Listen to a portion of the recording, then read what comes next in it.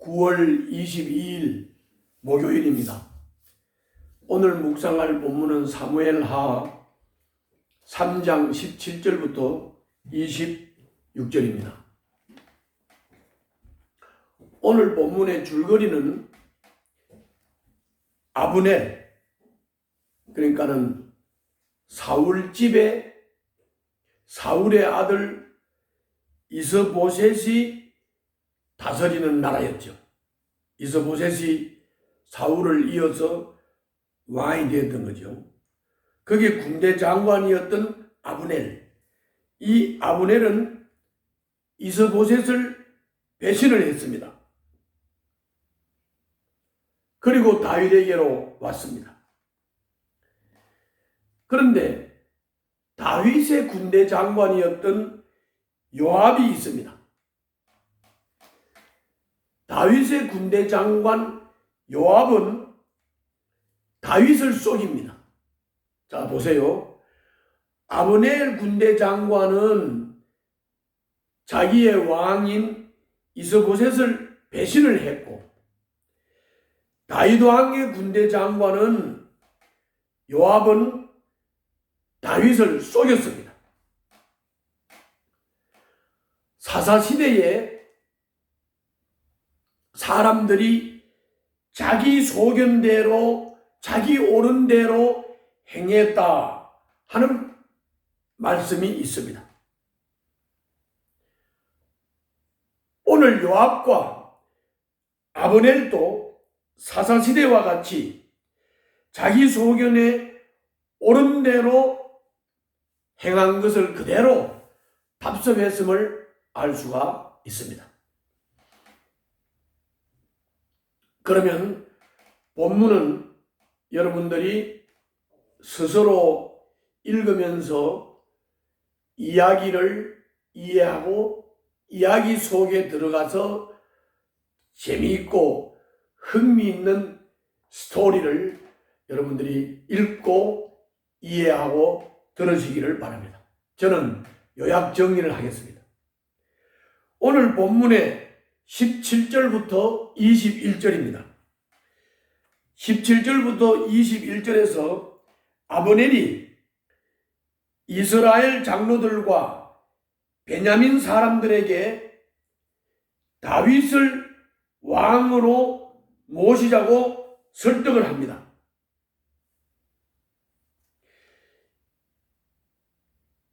아브넬은 자신의 야망을 위해서 이스보셋을 왕으로 추대를 하고 권력을 행사했습니다. 무소불위의 권력을 누렸습니다. 그런데 이제 하나님의 뜻을 운운하면서 다윗을 왕으로 삼는 일의 정당성을 주장하고 있습니다. 오늘 17절부터 19절에 나와 있습니다. 그는 이익을 따라 움직이는 철저한 기회주의자입니다.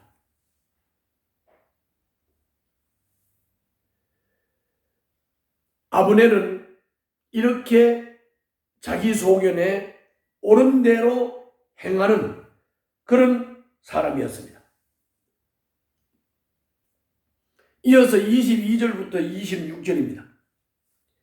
22절부터 26절에서는 아브넬은 이렇게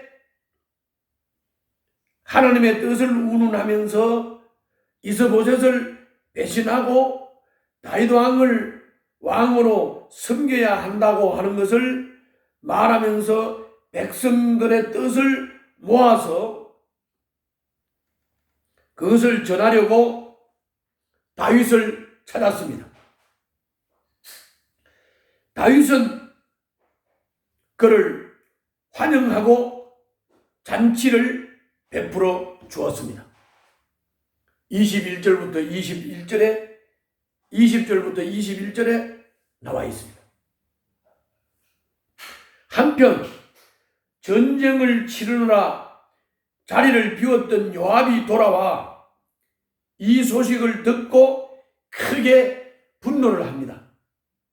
그는 다윗을 찾아가서 아브넬이 왕을 속이려는 뜻을 모르겠냐며 격하게 요압은 다윗 왕에게 항의를 합니다. 22절부터 25절에 나와 있습니다. 이것은 꼭 이스보셋의 책망을 받은 아브넬이 이스보셋에게 하는 것하고 똑같은 행동을 요압이 다윗에게 하는 것을 연상하게 됩니다. 요압의 태도가 아브넬이 이스보셋을 꾸짖던 장면을 떠오르게 한다 그 말입니다. 그는 왕조차 안중에 두지 않을 만큼 오만한 권력자가 되어 있었습니다. 아브넬도 그렇고 요압도 그렇습니다. 그가 다윗의 뜻을 거슬러 아브넬을 추격하고 몰래 아브넬을 붙들어서 옵니다. 26절입니다. 그래서 내일 말씀해 보면 이 아브넬을 죽여버립니다. 왕의 뜻을 무시하고 아브넬을 죽인 것입니다. 자, 이것이 오늘 본문의 내용입니다. 그러면 오늘 본문을 통해서 우리가 받을 수 있는 교훈이 무엇일까요? 첫 번째로는 17절부터 19절입니다. 하나님의 뜻은 수단이 아닙니다. 하나님의 뜻은 우리의 목적입니다. 아브넬은 여태까지 하나님의 뜻을 거슬러서 다윗과 싸우는 편에 서서 이스보셋을 왕으로 세우고 사울의 집에서 권력을 누렸습니다.